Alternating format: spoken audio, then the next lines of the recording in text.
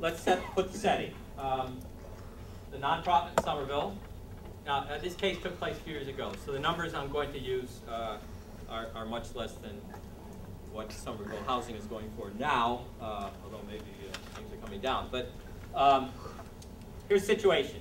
You're a very generous person, despite having a very busy life and school and business and family and all that. You decide to volunteer a little bit of your time for this nonprofit halfway house in Somerville. And because they knew you've had an hour-and-a-half session negotiation, they made you the lead negotiator. You're the expert. They're counting on you. Now, here's the instructions the board gave you. They have concluded that if they could move to any of these 3 sites, they will be better off than they are now. But they will not throw in any more money. So if they're going to move, it's going to have to be as a result of your negotiating skill, getting enough money through your negotiations, enough money to move to one of these 3 alternatives. I know neighborhoods are often resistant to having a halfway house next door. Let's assume for our discussion that each of these 3 places have been vetted, and that, I know it's a big assumption, they're all viable for this house in terms of the neighborhood has accepted it. I know it's a big assumption. So let's hear some ideas. Wilson is an experienced negotiator. Bless you, you're probably a little nervous about this, right? He eats young negotiators for lunch, and you have very little experience. This guy's very experienced. You nervous about this upcoming negotiation that the board's put you in charge of? You a little nervous? No. Not. He came to you, right? You're not nervous. What would you do to prepare? I would like to know more about his history, since he's a good businessman. Good. So, one of the things you're going to do is to research Wilson. Yeah. And what do you want to know about it? How many properties he has acquired before, how successful he has been. Okay. What else? I will find out if Wilson got the property, how much profit he's going to make. You going to ask him? No, do my research. Okay. Yep. So you're going to try to find out what it might be worth to Wilson. Yep. Right?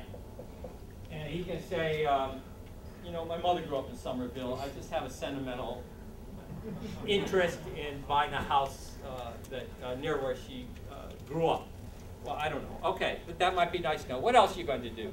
How are you going to prepare for this upcoming negotiation? Again, this guy's very experienced. Yes? A realtor says, again, this few years ago, it's pretty run down. It would take a huge amount of renovation, worth about $125,000. Okay, what else do you want to find out? We found out that Brookline had sold. That's no longer viable. Alston, right? That's one of them?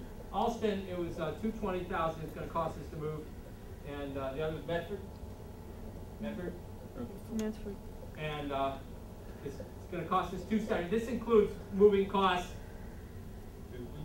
plus some rehab. So your house is worth $125,000. It's going to cost us $220,000 or $270,000 to move. Would you waste your time in this negotiation?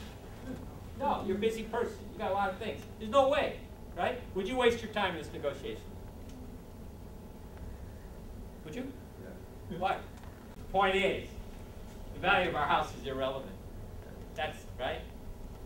I don't disagree with finding value. This is irrelevant. The issue is, what's it worth to him, not to us. If it's only worth $125,000 to him, of course there's going to be no agreement. We can't do it. All right? Unless he's interested in developing it, which we'll have to find out quickly. If it is only worth because of his mother or something, we'll end this negotiation, shake hands, thank him. All right? But you're right. You're absolutely right. The issue isn't what it's worth to us, it's what it's worth to him. How do we, well, first we have to figure out what we call our walk away. Our bet is to stay where we are. All right. We need what we call a walkway, and I know some of you are familiar with this stuff. Also, some books on negotiation call this a reservation. Reservation price.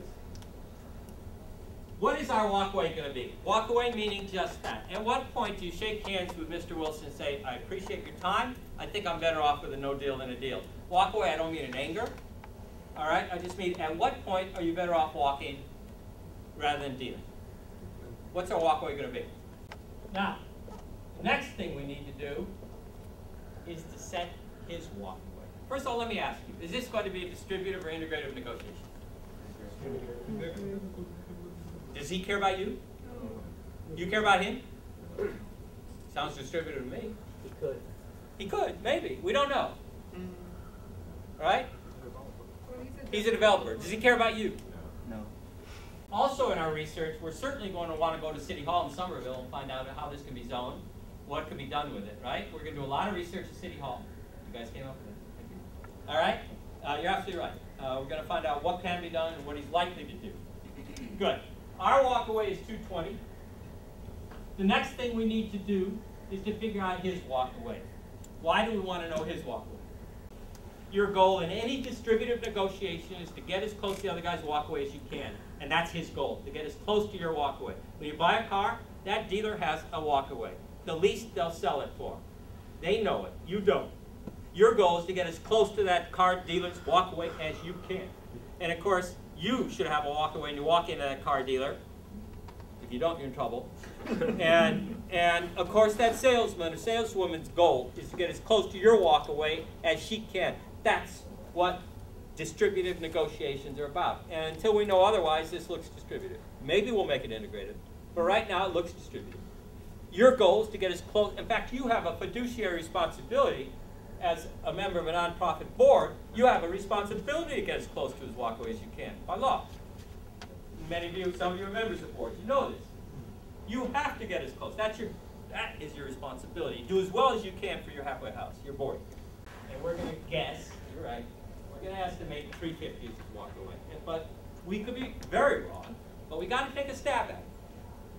Now, this creates what we call a ZOPA, Zone of Possible Agreement. ZOPA, Zone of Possible Agreement. The agreement is going to be somewhere between, unless either of us violates our walkaway, the agreement's going to be somewhere between 220 and 350.